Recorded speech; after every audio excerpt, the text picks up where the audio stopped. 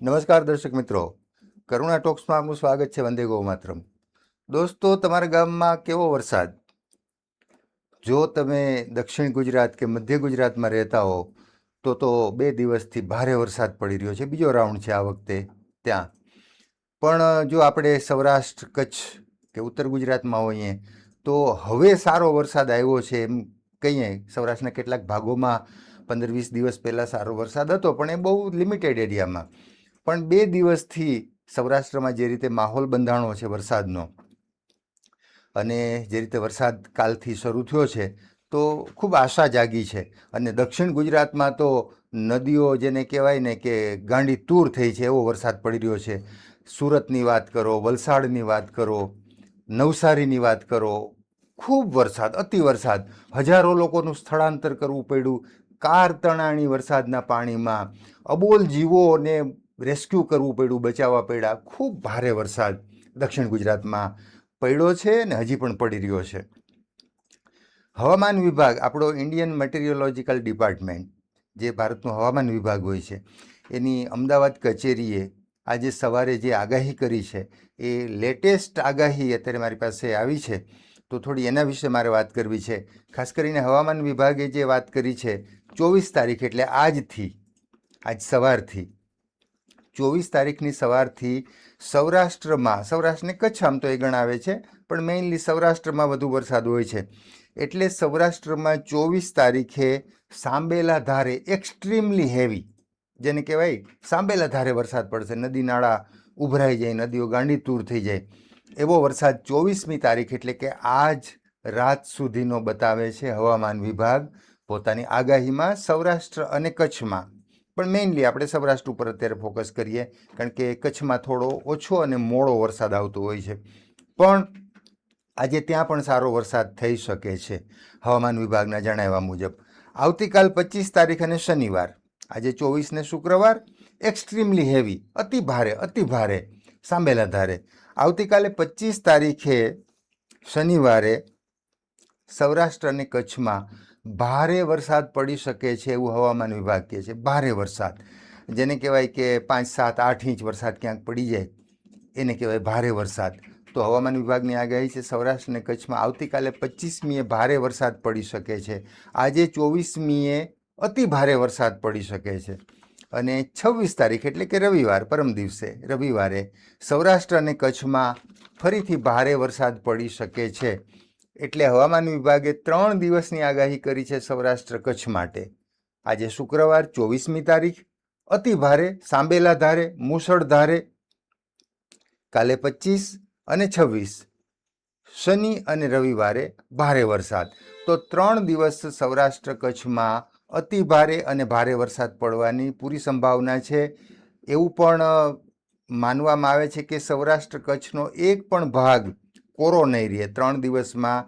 જ્યાં વરસાદ નથી પડ્યો, સૌરાષ્ટ્રના પણ કેટલાક ભાગોમાં વરસાદ નથી પડ્યો, જેમ કે દ્વારકા પંથક છે, દ્વારકા કચ્છ વચ્ચેનો જે પટ્ટો છે, તો ત્યાં ઘણા વિસ્તારો છે ત્યાં વરસાદ નહોતો પડ્યો ગઈકાલ સુધી. પણ આગામી 3 દિવસ, આજે શુક્ર, કાલે શનિ અને પરમ દિવસે રવિવાર, 3 દિવસમાં સૌરાષ્ટ્ર કચ્છનો એક પણ વિસ્તાર વરસાદ વગર નહીં રહે એવી ધારણા રાખવામાં આવી છે.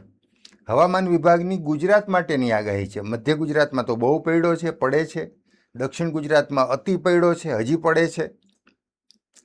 તો મધ્ય, દક્ષિણ અને ઉત્તર ગુજરાત, એટલે ગુજરાત જેને આપણે કહીએ છીએ, સૌરાષ્ટ્ર કચ્છને બાદ કરતા બાકીનો જે ગુજરાતનો પંથક છે, પટ્ટો છે, તો એને માટે હવામાન વિભાગની 5 દિવસની આગાહી છે મંગળવાર સુધીની. તો એમાં શુક્રવારે એટલે કે આજે 24 તારીખે સાંબેલા ધારે ગાજવીજ અને વાજળી સાથે, પવન સાથે, ગાજવીજ સાથે સાંબેલા ધારે વરસાદ હજી આજનો દિવસ પડવાનો છે. દક્ષિણ ગુજરાત, મધ્ય ગુજરાત, ઉત્તર ગુજરાત, સૌરાષ્ટ્ર કચ્છ સિવાયના વિસ્તારમાં. સૌરાષ્ટ્ર કચ્છની વાત મેં પહેલાં કરી. હવામાન વિભાગ સાંબેલા ધારે વરસાદની આગાહી કરે છે આજે ગુજરાતમાં, વાજળી સાથે, ગાજવીજ સાથે. 25ને શનિવાર એટલે કે આવતીકાલે અતિ ભારે વરસાદ, અતિ ભારે ગાજવીજ સાથે, વાજળી સાથે. કાલની આગાહી પણ હવામાન વિભાગની એવી છે ગુજરાત માટે 25 તારીખની. 26 તારીખને રવિવાર ફરીથી અતિ ભારે ગાજવીજ વાજળી સાથે. તો 3 દિવસ તો એવા જ ગયા છે ગુજરાત માટે, હજી આવી રહ્યા છે હવામાન વિભાગના આગાહી મુજબ. પછી સોમવાર એટલે કે તારીખ 27મી, તો 27મીએ ગુજરાતમાં ભારે વરસાદ પડશે ગાજવીજ સાથે અને વાજળી સાથે. તો 4 દિવસ હજી ગુજરાત માટે ભારે વરસાદના, ગાજવીજના, વાજળીના છે. એમાં 3 એક દિવસ આજનો તો સાંબેલા ધારનો છે, આવતીકાલ અને રવિવાર શનિ રવિ અતિ ભારેના છે, સોમવાર ભારે વરસાદનો છે, વાજળી અને ગાજવીજ તો બધાય દિવસ છે. અને છેલ્લો દિવસ હવામાન વિભાગ જેને બતાવે છે મંગળવાર એટલે કે 28મી જુલાઈ, 28 તારીખ ભારે વરસાદ પડશે, પણ એમાં વાજળી અને ગાજવીજ નહીં હોય. તો મંગળવારે એક ભારે વરસાદ ગાજવીજ વગરનો, વાજળી વગરનો.